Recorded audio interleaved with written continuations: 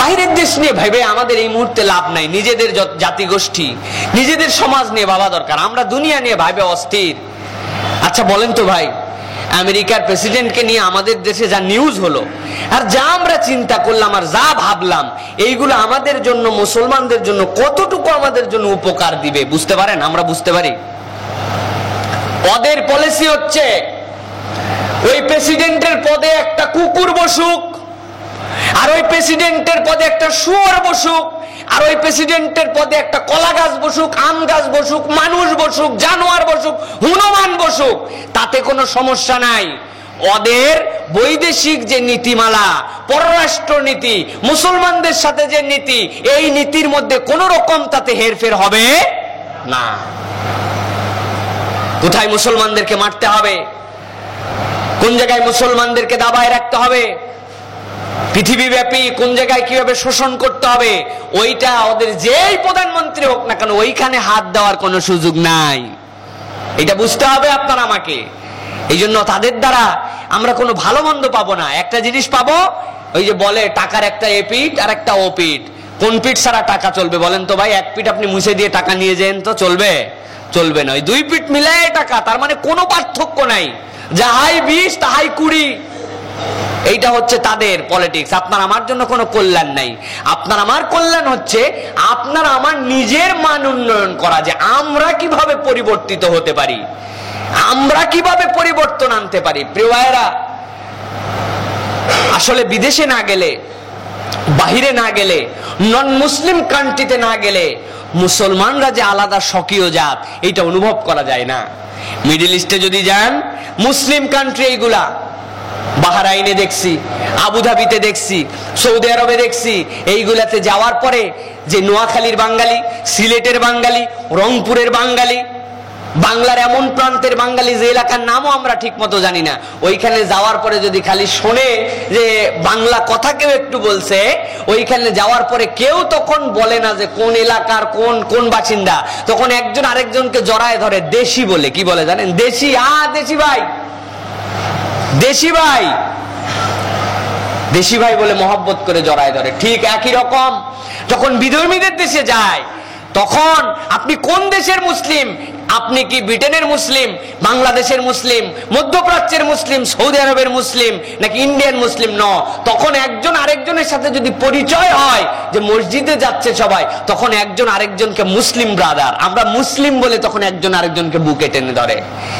এই যে আমেরিকায় এত অবক্ষয়, সারা পৃথিবী মুসলমানদেরকে মারছে, সারা পৃথিবীব্যাপী মুসলমানদেরকে মারার তাদের যে এজেন্ডা, পরিকল্পনা, সারা পৃথিবীব্যাপী মুসলমানদের দেশগুলোকে অস্থির বানানোর তাদের যে নিত্য নৈমিত্তিক পরিকল্পনা, এইগুলা তো চোখে আঙ্গুল দিয়ে দেখাতে হয় না। পূর্ব তিমুর নাম শুনছেন আপনারা? শুনছেন? পূর্ব তিমুর, বিশ্বাস করেন 49% মুসলিম সেখানে, 49% মুসলিম, আর সব গোষ্ঠী মিলে 51%। সেইখানে জাতিসংঘ থেকে চলে গেল গ্রুপ, যাওয়ার পরে বলল তোমাদের এখানে ভোট হবে। কি ভোট? যে তোমরা কি এই দেশের সাথে থাকতে চাও নাকি আলাদা স্বাধীন রাষ্ট্র হতে চাও? মুসলমানদের আলাদা স্বাধীন রাষ্ট্র মুসলমানদের দাবি ছিল না, কিন্তু ওইখানে 51% সবাই মিলে জরিপ করে সিস্টেম করে দেখে জাতিসংঘ নির্বাচন দিয়া সেইখানে একটা আলাদা রাষ্ট্র বানায় দিয়ে খ্রিস্টান রাষ্ট্র বানায় দিয়েছে। মুসলমানদেরকে সেখানে অত্যাচার করা হয়, এইটা জাতিসংঘ দেখতে পায়। কিন্তু বছরের পরে বছর, যুগের পরে যুগ প্যালেস্টাইনরা যুদ্ধ করতেছে, কাশ্মীর যুদ্ধ করতেছে, চেচনিয়া, বসনিয়ায় তারা কত পরিমাণ মুসলমান, মাত্র 13%, 14%, 15% সেখানে হিন্দু, খ্রিস্টান, বৌদ্ধ, অন্যরা। কোনদিন সেখানে তারা গণভোট করার জন্য, স্বাধীনতা দেওয়ার জন্য আসে নাই। বুঝেন না কোন চোখ দিয়ে দেখে তারা? এই জন্য ফুরফুরার আব্দুল হাই সিদ্দিকী রহমতুল্লাহ আলাইহি বলতেন যে উজিরি কভি গোস্ত নেহি, কাফের মুশরিক কভি দোস্ত নেহি।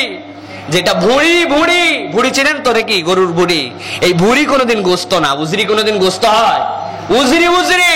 কাফের মুশরিক কভি দোস্ত নেহি, কাফের মুশরিক তোমার যেই হোক না কেন তোমার বন্ধু না, মুসলমান বন্ধু চিনে না।